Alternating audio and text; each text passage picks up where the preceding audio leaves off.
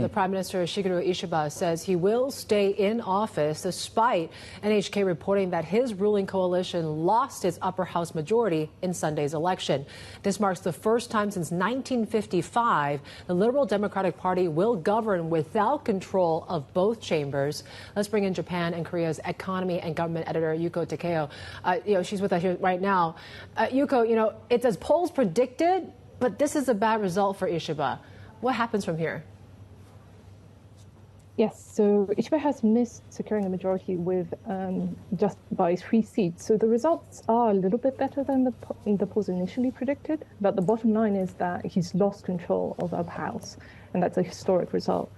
Ishiba's already said multiple times last night that he'll stay on despite the result, which suggests he'll have to somehow cobble together enough support from opposition parties for now to pass legislation on an issue-by-issue basis. That means he'll likely have to make concessions to opposition party demands, meaning more fiscal spending in some form is likely. But given the historic nature of the loss, it seems difficult to see Ishiba remaining in power for much longer.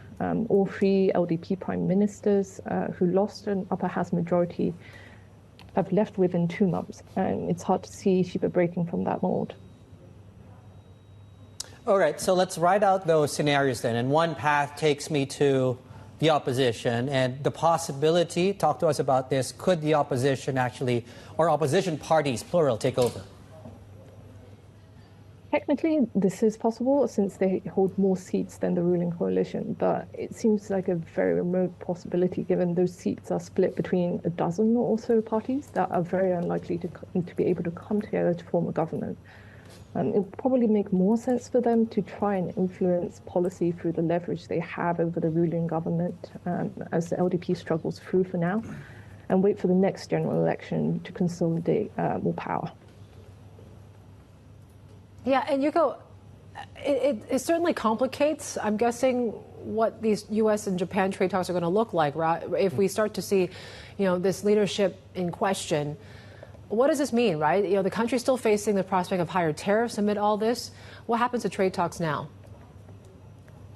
So the trade talks and the prospect of higher tariffs, that's something that's been hanging over the election as well. And basically it remains unresolved. Japan is set to face across-the-board tariffs of 25% from August 1st, barring a deal with the US. And so far, there's been nothing concrete to show after Japan's chief negotiator, Hirose Akazawa, has already flown to Washington 7 times. He's set to go back to Washington this week, it seems, but now the ruling coalition and Akazawa will have to continue negotiations with the US from a weaker domestic position, with the deadline for higher tariffs coming up in just 10 days.